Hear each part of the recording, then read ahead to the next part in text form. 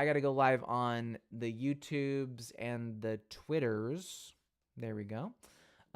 So welcome. Today we're going to be talking about emotions and the vagus nerve, but first we're going to do our simultaneous squeeze.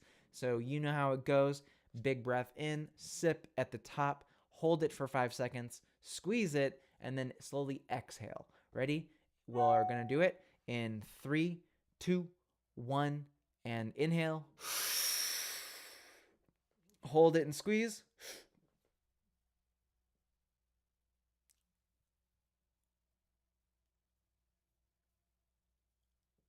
And slowly exhale. There we go. Ooh, I feel such a good feeling. Such a good feeling. It's like I've meditated for 2 hours when I do that. Like it's just so centering. If you're not doing the simultaneous squeeze, I swear to God, you are missing out big time. Because like I say, practice does make perfect. And the more you do it, the better you get it. The better you get at it. So let's crack into it. All right. Welcome, Sarah, Shar, Lori. So in terms of today's video, we all know that the vagus nerve, if you've been here for a while, you'll know that the vagus nerve plays a crucial role, a really, really important role in our emotional well-being. This is so true. The vagus nerve is often referred to as the wanderer or the wandering nerve due to its extensive distribution throughout the body.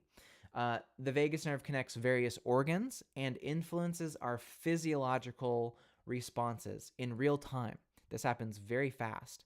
So in very much more recent years, researchers have begun to uncover and discover that the vagus nerve is not only responsible for some of these physical functions like heart rate and blood pressure and digestion, but it also plays a very significant role in our emotional experiences. From moment to moment, your vagus nerve plays a role. So if you are experiencing like emotional dysregulation or you're just like emotionally not feeling quite there, consider that your vagus nerve may not be working to the degree that it could. So that's always a very interesting place to look. So the gut-brain connection, this is where emotions begin. They actually start in your gut.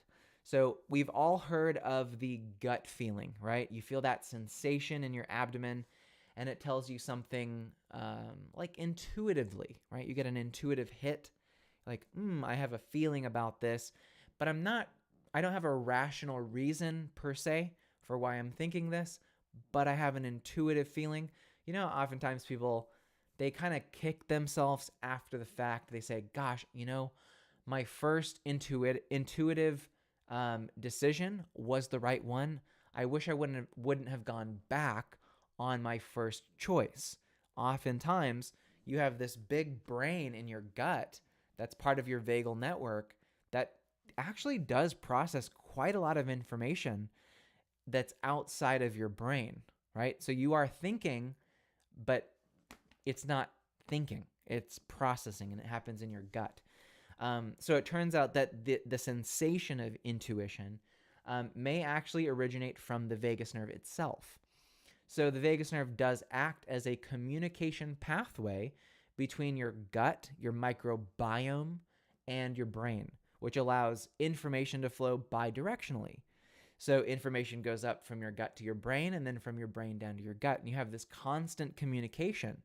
There's a collaboration project between your conscious mind, your prefrontal cortex, your vagus nerve, and your second brain.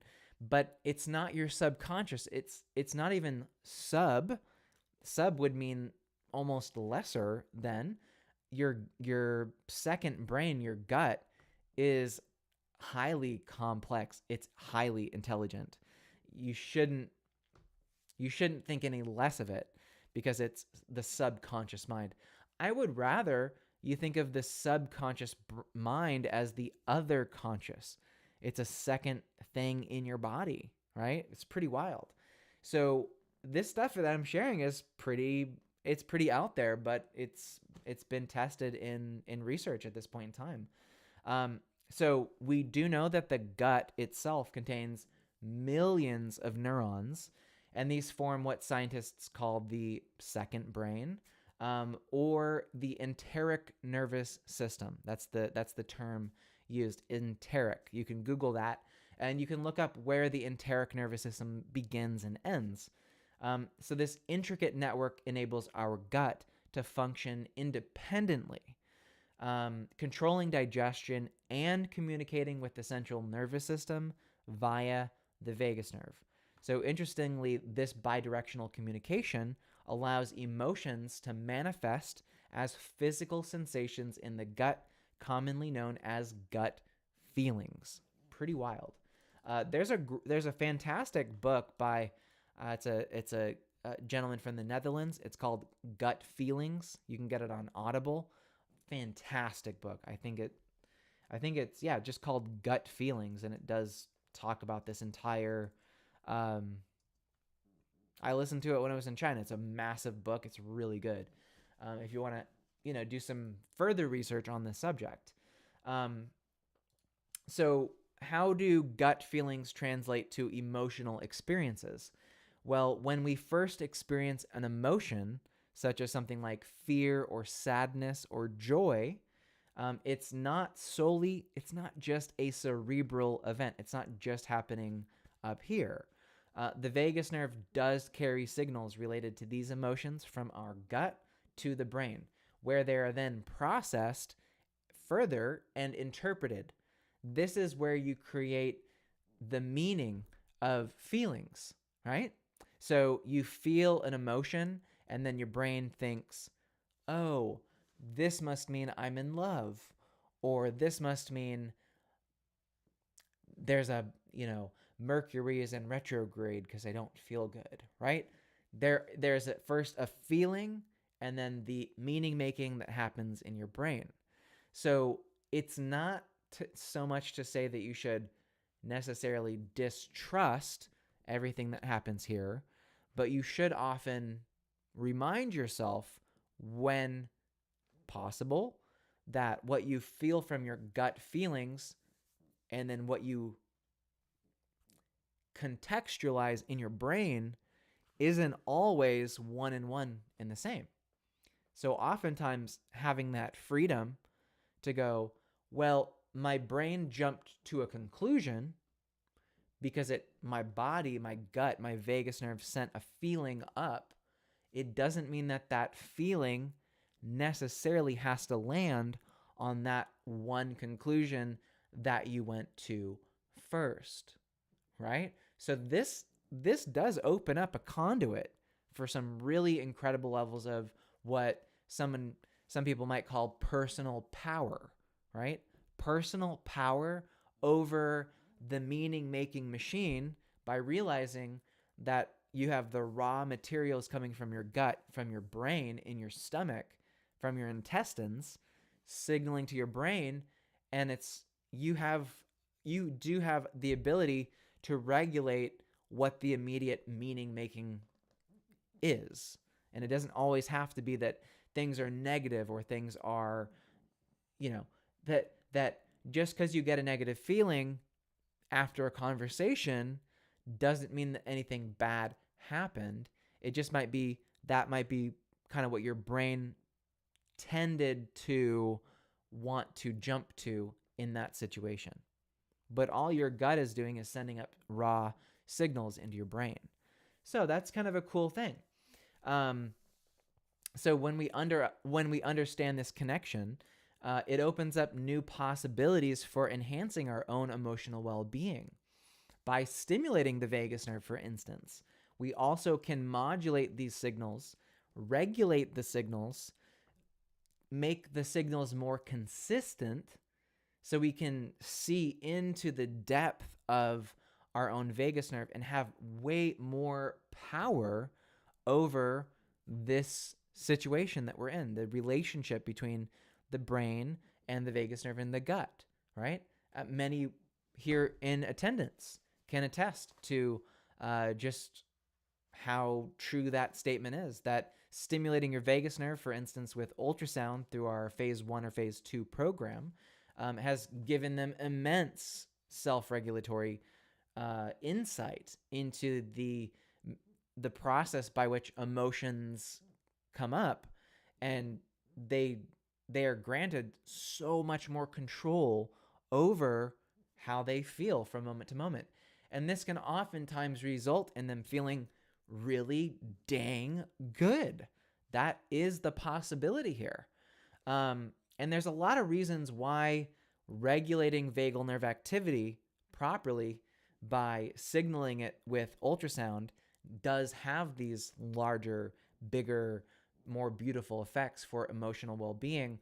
But I feel like I might go into a big tangent if I go into that. But what I will say is that consistently checking in with your vagus nerve in that way and harmonizing the signals coming up from your vagus nerve into your brain gives you a type of insight that very few people on the planet even have. And it can just come from stimulating the vagus nerve rather than what typically happens, which is going through years and years and years of therapy and self-help training. Years and years of self-help training can have the same net result. A few weeks of stimulating your vagus nerve with ultrasound, for instance, through our phase 1 program, can sort of shorten the multi-year therapy track down to less than 30 days. Because again, you get that very intense self-check-in and you harmonize the signals coming to your brain. There is some amazing science to validate what is happening here, but that's sort of the end effect here is when you stimulate it, you do in a way become more of a master of your own emotions, the captain of your own destiny by doing this work. So it's pretty cool. It's certainly very cool. So anyway, moving on to the next section. So let's kind of jump into how does this look long term, right? So you start stimulating your vagus nerve, you do develop more emotional resilience just innately and inherently. You start to develop this innate control over your own emotional state. And this can ultimately result in developing this really deep sense and wellspring of resilience. Resilience is really an aim for us to have here, which is resilience is that which sticks with you during the day. Because one thing that I'd say is a big difference between ultrasound versus electrical stimulation is that most people have to reach for their electrical stimulator in the moment of stress. It's like they have to have it like a binky, right? So if you're a baby and you're emotionally upset, electrical stimulators, they keep them battery powered, they're on axis, they're on their keychain. Something's not going right. And it's like an immediate thing, right? Not a bad thing if you really do have a pretty consistent issue there. But what we really want to see is that resilience carrying through for an entire 24 hours.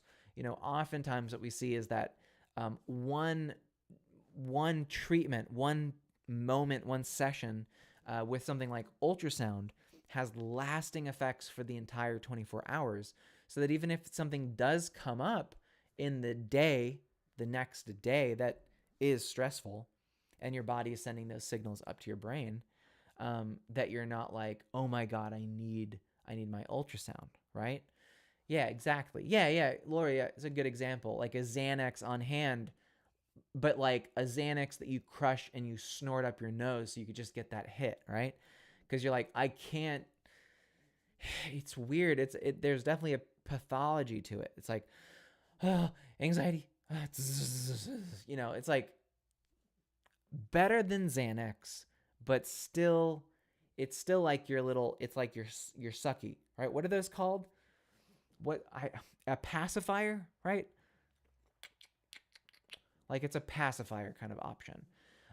So, again, to each his own. But in developing emotional resilience, we certainly want to understand that VNS in general has and will continue to gain more widespread acceptance and adoptance as a therapeutic approach for conditions like depression, anxiety, post-traumatic stress disorder, and other kind of conditions like this. So by activating the vagus nerve through, in a lot of cases, electrical pulses, vagus nerve stimulation aims to restore some regulation of these signals coming up to the brain that helps balance and improve overall well-being. Now, studies have shown that VNS long-term can provide significant improvements in emotional resilience. So ultimately, it should lead to an overall raising of your emotional floor, so to speak, right? Your tolerance for stress should be increased. By stimulating the vagus nerve, these kinds of therapies help regulate the release of neurotransmitters such as serotonin, norepinephrine, dopamine, and acetylcholine, which are crucial for mood regulation.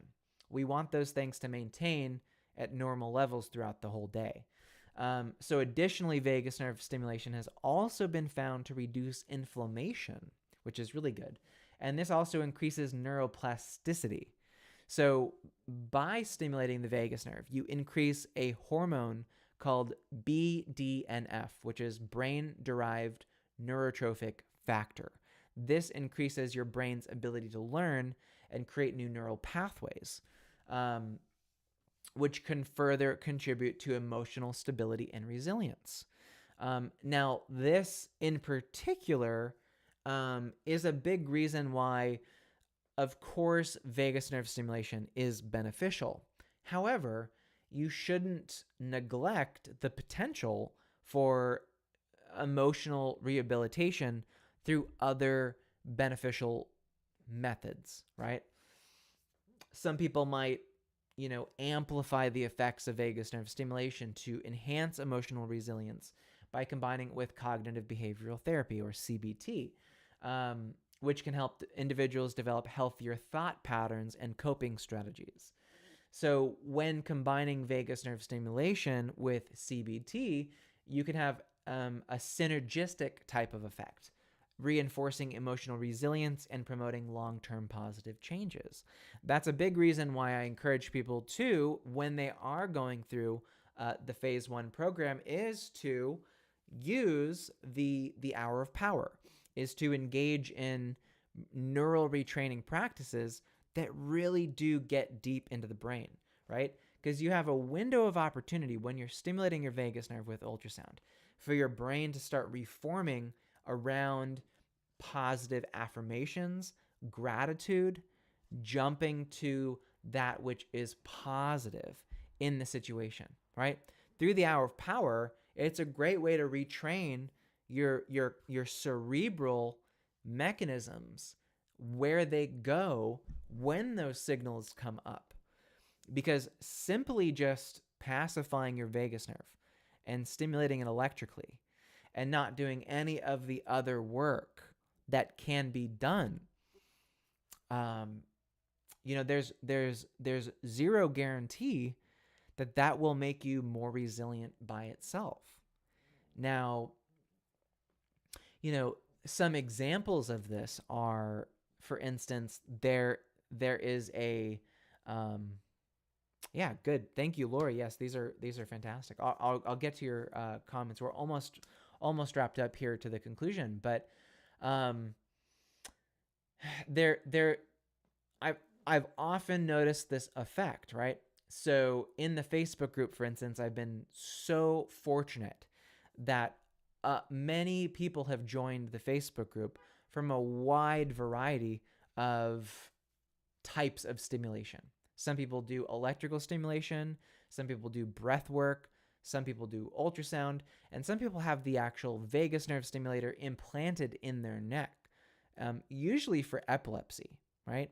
But or Crohn's disease or an autoimmune condition, right?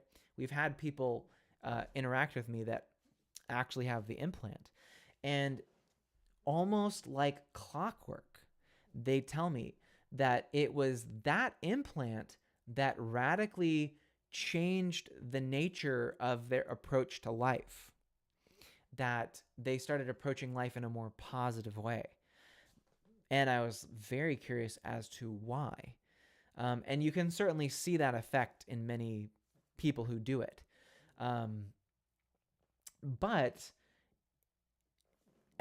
So here's the thing.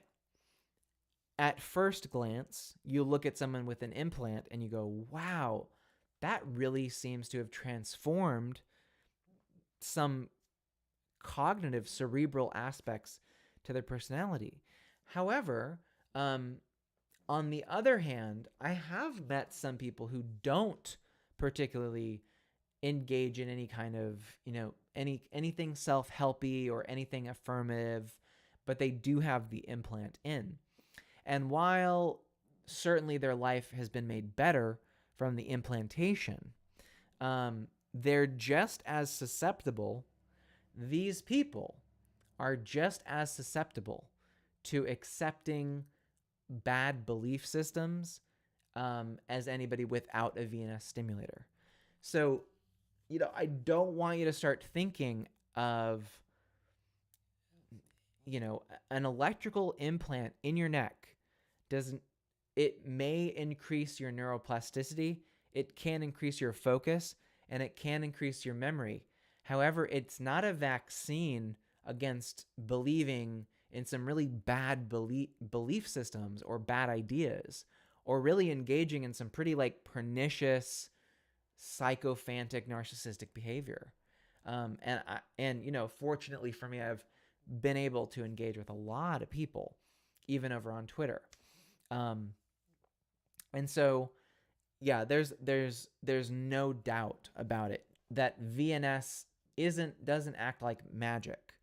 Just stimulating your vagus nerve and neglecting that other piece of the pie to develop some more hardcore emotional resilience does not fix the situation.